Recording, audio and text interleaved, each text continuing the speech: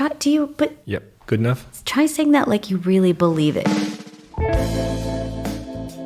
Welcome to the Blue Sky Podcast. In this episode, we'll be reimagining carbon. I'm your host, Nicole Cassell-Moore. And I'm Jim Lynch. Today, we're talking about the Global CO2 Initiative. It's headed by Volker Sick, a professor of mechanical engineering here at the University of Michigan. This is an initiative that's trying to fight climate change. Well, at least they picked a big target. Year after year, we're getting these climate reports. Every week, it seems like, the effects of having too much carbon in the atmosphere are on a biblical scale, it seems like sometimes. Storms and floods and droughts and fires. As we're recording this, it's December of 2019, and the UN climate conference in Madrid just ended. With very little to show for it. Yeah. I saw a headline in USA Today, and it says, the point of no return is no longer over the horizon. UN chief delivers dire climate change warning. One of the funny things about environmentalism, because it's more sad than funny, is at least conventionally, was that it was about saving the planet. But as Volker mentions in this interview, acting on climate change is really about saving ourselves. I think in general, most people do not appreciate how nature works in its details. At some point with the levels of CO2 that are in the atmosphere, it creates a self-propagating process that leads to ever-increasing temperatures. The planet doesn't have a problem with global warming. It has demonstrated abundantly that it can handle much higher temperatures. It's just that humans and a lot of other living beings cannot handle it. And therefore, in a matter of self-interest, humanity needs to act. The climate we've got here on Earth is suited for us. And if it changes, it's not the planet that's going to pay the price. And Professor Sick thinks he has the answer? Well, he thinks this project could be part of the answer. There's not going to be just one thing that gets us through this one. It's more like a shotgun approach, right? You need multiple approaches to solve the problem. And if you look at decarbonizing industry, decarbonizing the energy supply stream, you need various avenues. We need new techniques to provide the energy we use that do not release carbon dioxide. But we also need to remove some of the carbon dioxide that's already out there. And just burying it alongside with the money it takes to bury it is not a good solution, right? So if we can take that carbon dioxide and turn it into products such as concrete, fuels, plastics, other chemicals, then that seems to be a really good value proposition. There is this abundance of CO2 in the atmosphere everywhere. So let's harvest that, and that's what we are doing. Harvesting the carbon in the atmosphere. And I think it's noteworthy that he's using the word harvest as a verb. Well, we've been so busy talking about carbon as a pollutant, we've never really considered that it could be a resource. Yeah, it's more here's something you can do rather than here's something you can not do. The people who were collaborating with the Global CO2 Initiative have some surprising perspectives. They came together at a workshop in April of 2019. I stopped by, and one of the people I talked with was Lorraine Smith. Yep, so my name is Lorraine Smith, and I'm an associate director at Volans. I'm the outlier on the team, so Volans is a small shop based in London, UK. She envisions a wholesale reframing of the problem in a way that might sound counterintuitive at first. At least it did to me. So if we look at the action that specifically businesses have taken, but governments and others as well, up until, give or take, 5 years ago, the vast majority would have been on very important, useful activities like eco-efficiency, energy efficiency, to a degree shifting to renewables, and really starting to understand the emissions of a given organization or product or process.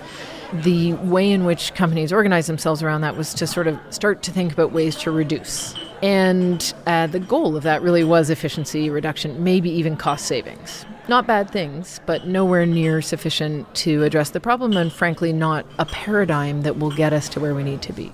So emission reduction is not going to be enough. That doesn't sound particularly radical. In and of itself, it's not. But her broader context is that a lot of the rhetoric around climate change has been about how bad we humans are, how bad business is, and agriculture is, and growth is.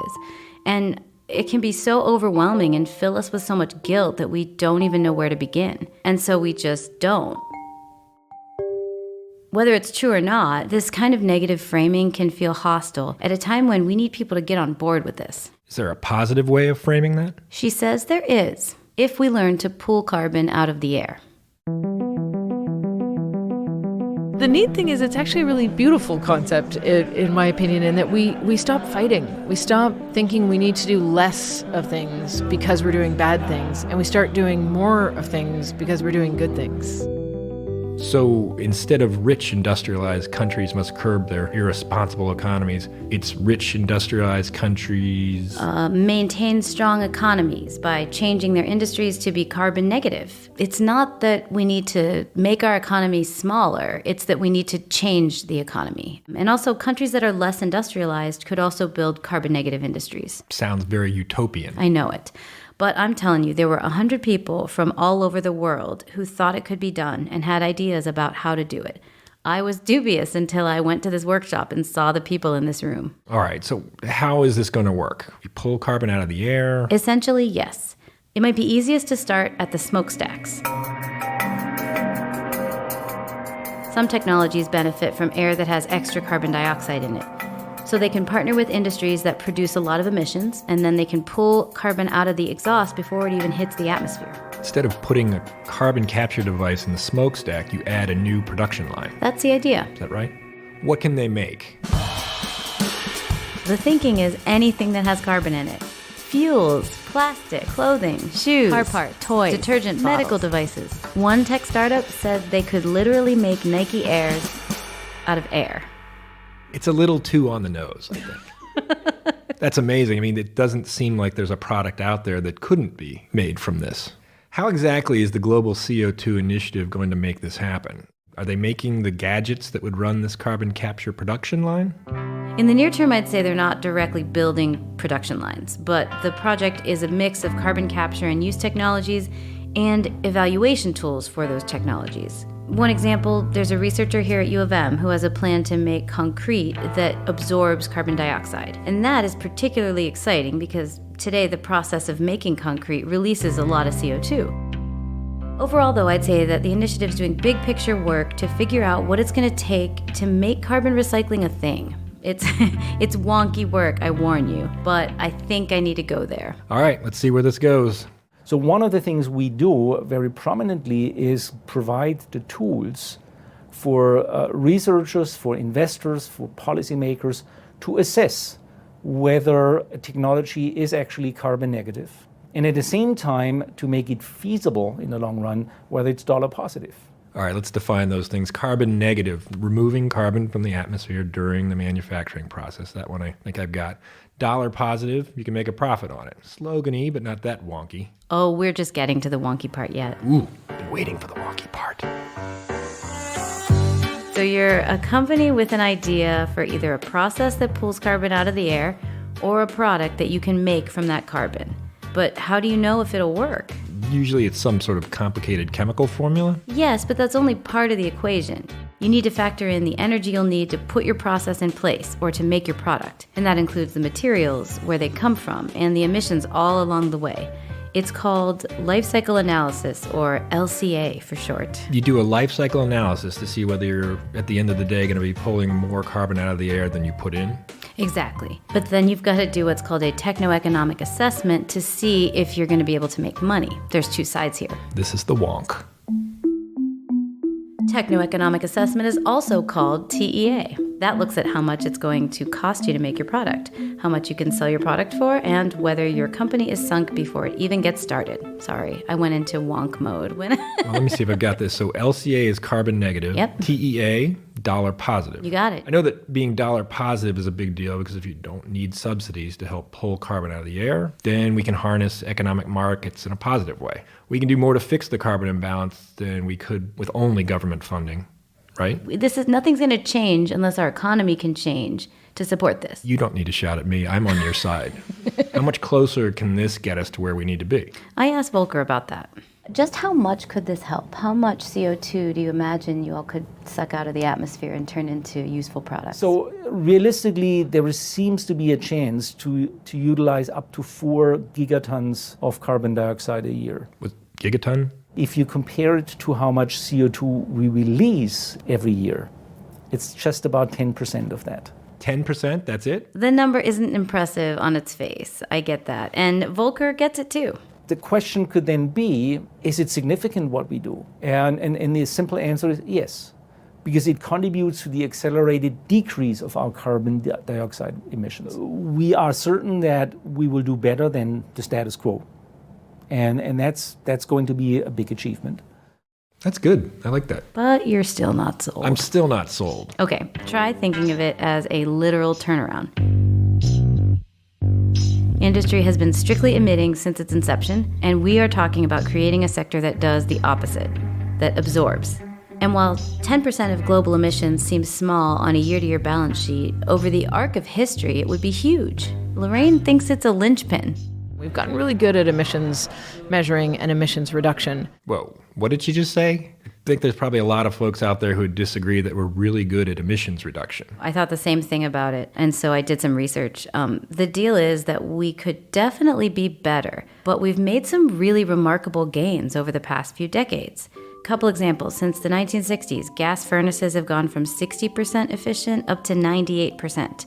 Average gas mileage for passenger cars has doubled since the 1970s. But at the same time, we've developed more ways to use energy.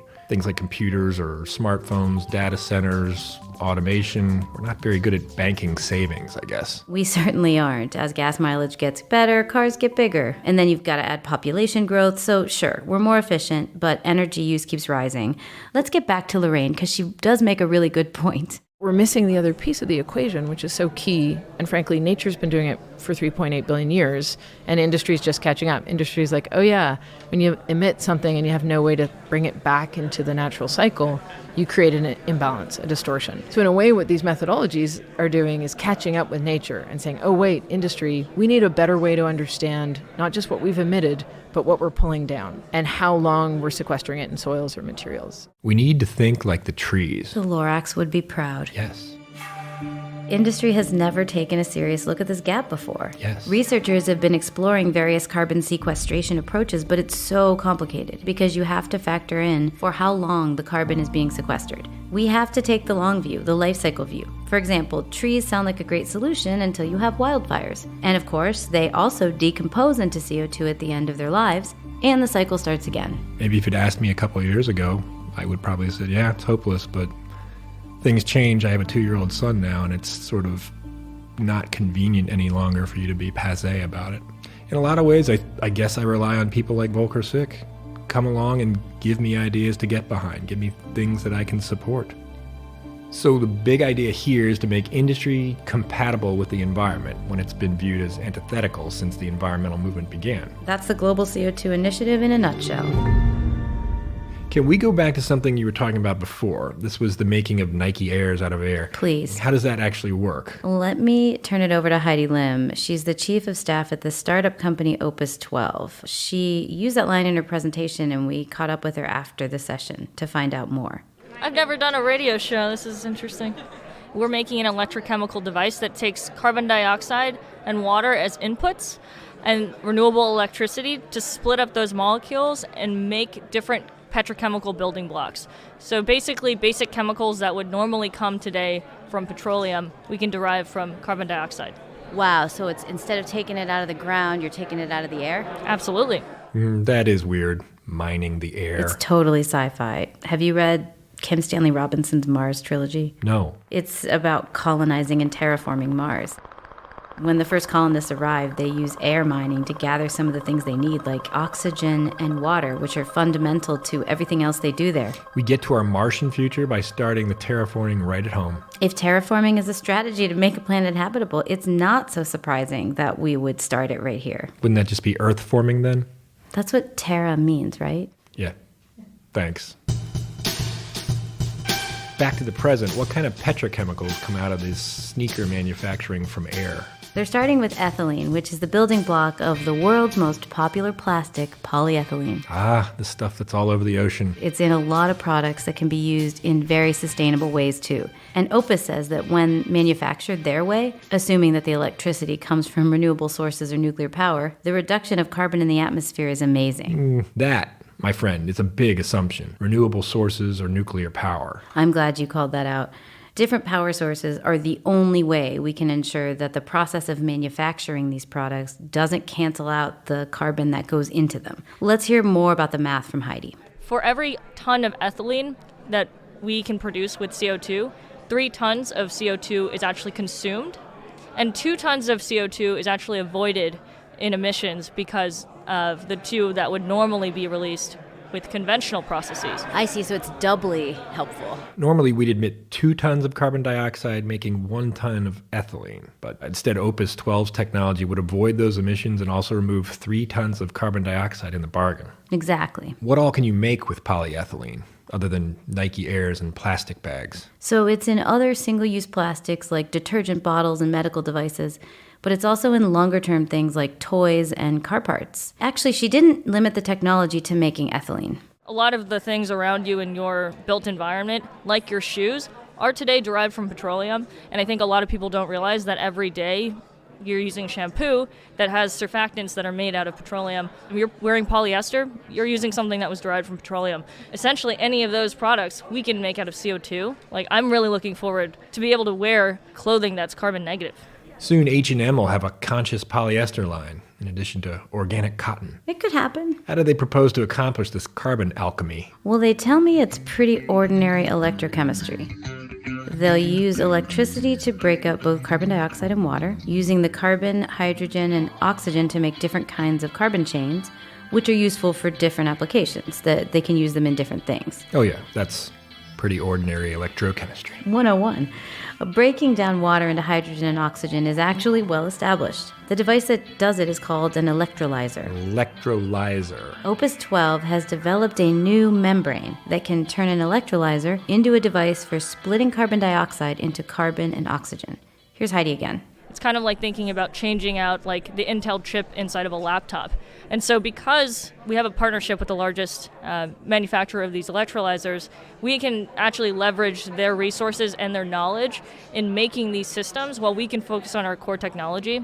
All right, so they break the molecules down. Then what? They also had to develop a new catalyst, and they needed this to coax the carbon and hydrogen, which make up plastics and fuels, to recombine into useful molecules. Now, like we talked about before, carbon-free electricity seems critical to the negative carbon footprint of this technology, and neither renewables nor nuclear are known for being cheap. So this is why the Technoeconomic Assessment is so important. all right. In fact, companies are already trying to do it. Heidi said they've been running their own versions of these at Opus 12, and they're using what they learned to optimize their process and make their case to outside investors. This is why they needed the workshop, right? Everyone is doing their own calculations, which is problematic because they're not just reinventing the wheel. They may also bring different assumptions to it, and that makes it hard to compare apples to apples. Yes, and our intrepid producer, Kate McAlpine, asked Volker about this at the workshop.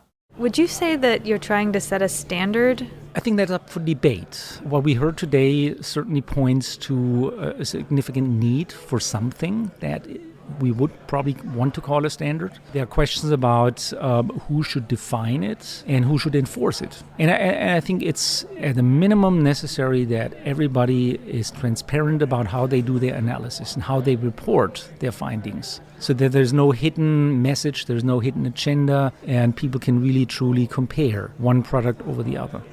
If a carbon negative sector of the economy is going to be fair, everyone needs to be playing by the same rules. So this team is drafting tools for measuring their environmental impact, profit potential, which companies can adopt voluntarily for now. Right. And eventually they could also be adopted by governments. This workshop was really about getting some of the major players looking at the potential of carbon negative industry into the same room and talking with one another about how to move this forward. Obviously, we were hoping for exactly this, right? The buzz, the continuing conversation. People have met each other here for the first time, having known each other's writings, but have never had the chance to talk in person. So making all these connections is one of the things I was looking forward most. People are engaged, people want to talk. I think we could stay here overnight, and the momentum would not slow down. Maybe that's what we need, a lock-in slumber party with these 100 people trying to tackle just 10% of climate change. This is good stuff. I look forward to the next installment. Thanks. I'm hoping it will make these high-level ideas more concrete. That pun was intended. We are actually going to be visiting the lab of Victor Lee, the professor who is making concrete that sequesters carbon. Until then, I'm your host, Nicole Cassell-Moore. And I'm Jim Lynch, signing off on this episode of the Blue Sky Podcast.